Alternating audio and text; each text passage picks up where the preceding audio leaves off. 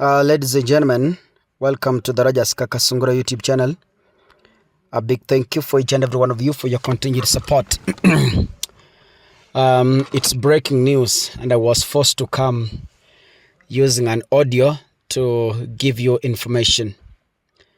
Today is the D-Day when Gachagua is facing the Senate for his impeachment. As I am recording this, Gachagua has already arrived in Parliament buildings ahead of his trial.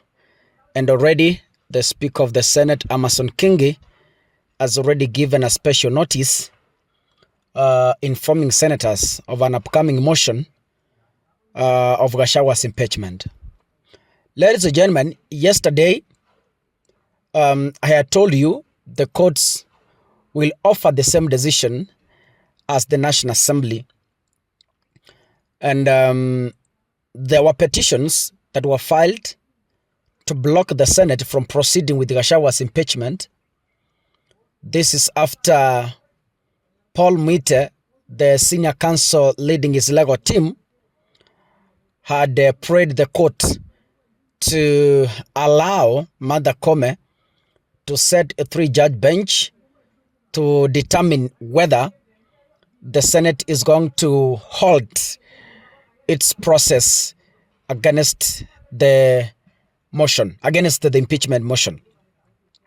Now, the 3-judge bench sat yesterday and we were told they were to give a ruling today, and already the 3-judge bench has already given their ruling and Gachagua has been thrown out to the trash.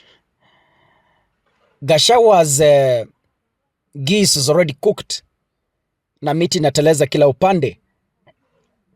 The signs are very clear that Gachagua is headed home. And I want to assure you, the Senate is going to give Gachagua a final blow.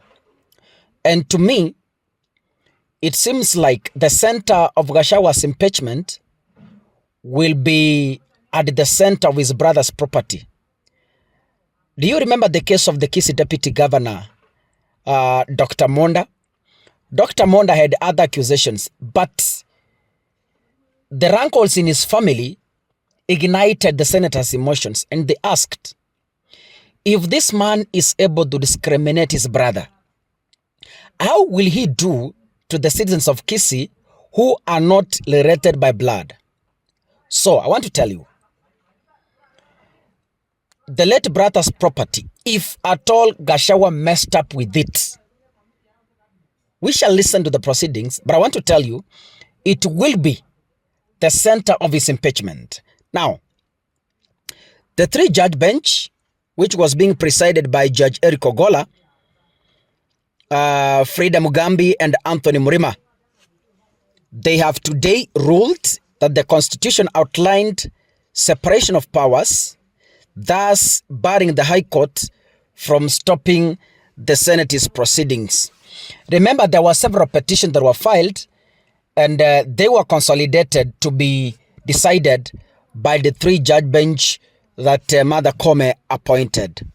The court in its ruling has noted that Deputy President Gachagua's petition to stop his impeachment raised constitutional issues that required further judicial interrogation. According to the High Court judges, the Senate's proceedings to impeach the second in command were lawful, and the Senate preliminary could equally determine all the issues raised by the petitioner in his suit.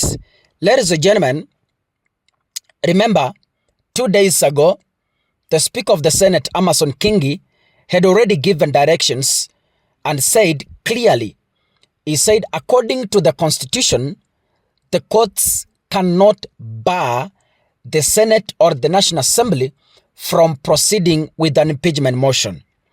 As I told you yesterday, I tend to believe that Gachagua's legal team, it seems not to be understanding some of the constitutional articles. Because if they know very well that there was separation of powers, and if there are people who should teach us about this, are the senior counsels like Paul Mwite. So when you find Paul Mwite is ignoring these basics, that separation of power was made and the courts cannot stop an independent entity like the Senate or the National Assembly from proceeding with an impeachment motion, I think they render themselves incompetent. Ladies and gentlemen, according to the document I have received from the courts, it is this is what the court said. It is our view that this is not one such a case where intervention is automatic. The issues raised by the parties will be required to be interrogated. We therefore find that the enhancement of the constitutional principles of separation of powers will be best served by declining the application on this point. The Senate will conduct a trial where all the issues raised before the court will be addressed. At the moment, we are being called upon to anticipate an outcome of a process that is yet to be completed. The application in this stage is premature. Ladies and gentlemen, in its ruling, the three-judge bench granted the Deputy President the opportunity to appeal his dismissal by the Senate preliminary at the apex court should the lawmakers impeach him. So Gachagua has only one option now left. Of course, the Senate will impeach him. Now Gachagua is left with no option. After the Senate's decision, Gachagua will only be required to appeal the decision at the apex court.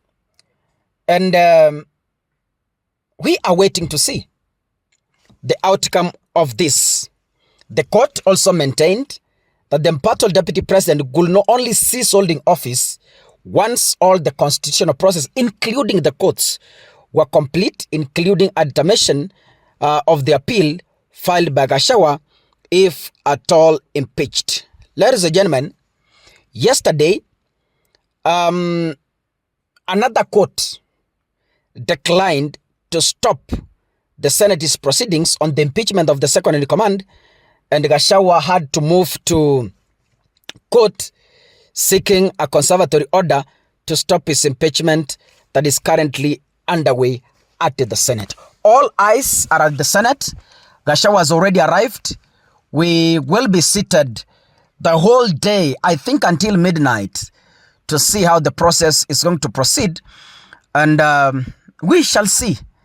We shall see how these things are going. If you're watching this, kindly I could request that you click the subscribe button and remember to turn on the notification bell, because this is the only way you are going to support this platform, and this is the only way you are going to support Kakasungura. Mungu abariki sana, Mungu awanene. See you in the next video. Asanteni sana, Mungu awabariki.